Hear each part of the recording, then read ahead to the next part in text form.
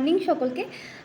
আমেদাবাদে কিন্তু এখন সেই চৈত্র মাসের মতো একদম বীভৎস গরম পড়েছে, মানে খুবই গরম পড়েছে এখানে, খুব গরম। আমি বলেছিলাম না তোমরা শীতটা এনজয় করো, আমি গ্রীষ্মকালটা এনজয় করব। তো সকাল হয়ে গেছে, আমার কাজ কমপ্লিট, আর সকালে তো আমাকে জলখাবার একটু বানাতে হয়। ভাবলাম যে একটু পোহা বানিয়ে দিই ব্রেকফাস্টে, কিন্তু না, ওনার ইচ্ছা হয়েছে স্যান্ডউইচ খাবে, কারণ ওর আমার বেঙ্গলি স্টাইলের স্যান্ডউইচটা একটু বেশিই ভালো লাগে। তো ঠিক আছে, চলো স্যান্ডউইচ বানানো যাক। ফার্স্টে দেখছি ফ্রিজে শসা নেই, শসা আনাই থাকে বাট ভুলে গেছি। আর আমাদের তো প্রায় অনলাইনেই আসে, বাট শসা নেই। তাই প্রথমে 4টে ব্রেডকে একটু সেঁকে নেবে, কোনো কিছু না দিয়ে, মানে তেল বা বাটার না দিয়ে, জাস্ট একটু ওই 1 মিনিট মতো সেঁকে নেবে, খুব শাকবে না। যেভাবে একটু জাস্ট গরম যেমন করতে হয় করে নিলাম। তোমরা কিন্তু আগেও আমার দেখেছো, কিন্তু ওটাতে আমি এই যে আলু সিদ্ধটা ছিল, এই আলু সিদ্ধটা আমার আগে থেকে ছিল, আমার ঘরে একটু আলু সিদ্ধ ছিল ফ্রিজে, সেটাকে একটু পেঁয়াজ কুচি লঙ্কা কুচি দিয়েছিলাম। তোমরা এর মধ্যে শসা কুচি ধনেপাতা অ্যাড করতে পারো। এখন ধনেপাতাটা কম পাওয়া যাচ্ছে তাই দিলাম না।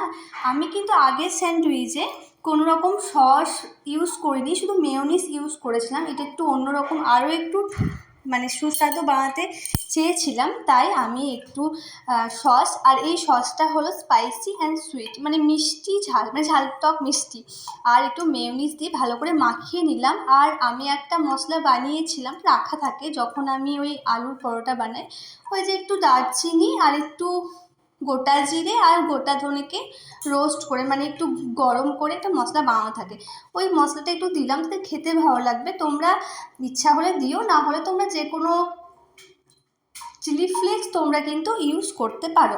তারপর পেঁয়াজটা যেভাবে রাউন্ড শেপে কাটতে হয় স্যান্ডউইচে সেভাবে কেটে নিলাম, টমেটো কেটে নিলাম, কিন্তু একটাই সমস্যা, শসা নেই। আমি ভাবলাম আছে হয়তো, কারণ সবসময় শসাটা আমরা খাই স্যালাডে বা রায়তাতে। তারপর লাগছে চিজ। আমি কিন্তু আগের স্যান্ডউইচে আমি দেখিয়েছিলাম যে অর্ধেক চিজ দিয়েছিলাম, বাট আমরা একটা করে স্যান্ডউইচ খাবো, তাই একটা স্যান্ডউইচে গোটা একটা চিজ দিয়েছিলাম। আর ও চিজ খেতে ভীষণ ভালোবাসে, তোমরা জানো, আগের ভিডিও দেখেছিলে, আর আমিও ভালোবাসি। তাই প্রথমেই ব্রেডের মধ্যে ওই যে আলু সিদ্ধটা, মানে পুরটা, এটা একদম বেঙ্গলি স্টাইলে স্যান্ডউইচ অনেক রকমভাবেই বানানো যায়। এর মধ্যে তুমি নানা রকম জিনিস দিতে পারো, তুমি এর মধ্যে চিকেন দিতে পারো, বাট আমি একদম, কেউ যদি ভেজ খেতে চাও, পেঁয়াজ রসুন দিয়ে, তা পেঁয়াজ দিয়ে, আর আমাদের বাঙালিদের তো পেঁয়াজটাও হলো ননভেজ, যাই হোক। তো আমি প্রথমে আলু সিদ্ধ যেটা মাখানোটা দিয়ে দিলাম, তারপর চিজ দিয়েছিলাম একটা গোটা, তারপর পেঁয়াজ আর টমেটো, আর তার উপর একটু ওই যে মেয়োনিজটা দিয়েছিলাম, আর একটু গোলমরিচ ছড়িয়ে দিয়েছিলাম, আর একটু সস আমি ওই দিকটাই দিয়ে দিলাম। তোমরা ওপরে দিতে পারো, তাহলে কি ভালোভাবে সেটা সেট হয়ে থাকবে, আর খেতেও ভালো লাগবে। এই সসটা খেতে খুব ভালো, আমার মেনলি ভালো লাগে স্পাইস অ্যান্ড সুইটটা। এবার একটা করে কমপ্লিট হয়ে গেল।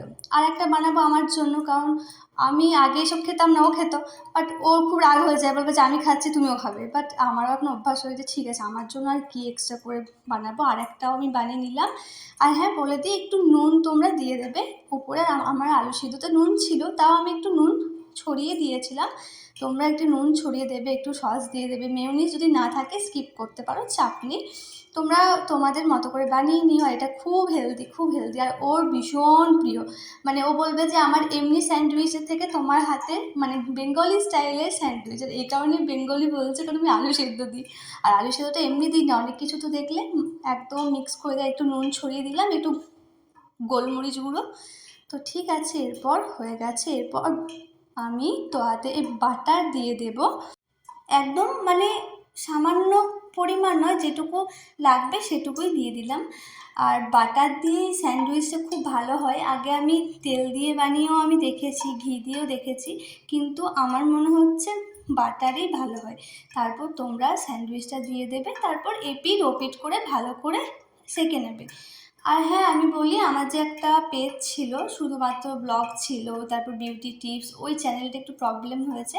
পেজটা তোমরা জানোই, আমার অ্যাকাউন্টে শুকুনির চোখ পড়েছিল, কিন্তু আমার ফেসবুকটা তো আইডি প্রুফ দিয়ে ওপেন ছিল, ওই জন্য আমার সারনেমও চেঞ্জ হচ্ছে না। বিয়ের পর সবাই তো বিয়ের পরে সারনেমটাও ইউজ করে, আমি এটা পারছিও না, করতে হবে না, তাই ওই পেজটা কয়েকদিন অফ থাকবে, আমি আবার একটা ভালো পেজ ক্রিয়েট করব যেখানে তোমরা বিউটি টিপস ব্লগ, রান্নার ব্লগ সব কিছু পাবে।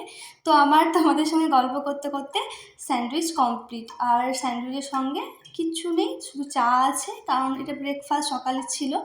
আর বলি, তোমরা এটা সস দিয়েও খেতে পারো, বাট সস তো ভেতরে দেওয়া আছে, তাই আমার মনে হয় সস দেওয়ার প্রয়োজনে তোমরা এমনিও এটা খেতে পারো। এটা ভীষণ ভালো খেতে আর ভীষণ হেলদি। আর আমি বলবো এটা ঠান্ডা হয়ে যাওয়ার আগে কিন্তু খেয়ে নেবে, ঠান্ডা হয়ে গেলে আর কিন্তু খেতে ভালো লাগবে না, একদম গরম গরম থাকতে খেয়ে নেবে। আমি এটা হটপটে রেখেছিলাম কারণ আমার চাটা হতে 2-3 মিনিট বা 5 মিনিট সময় লাগবে। তো আমার চাও হয়ে গেছে, এরপর আমি চা আর স্যান্ডউইচ দিয়ে ব্রেকফাস্ট কমপ্লিট করলাম। তোমরাও বানিয়ে দেখো।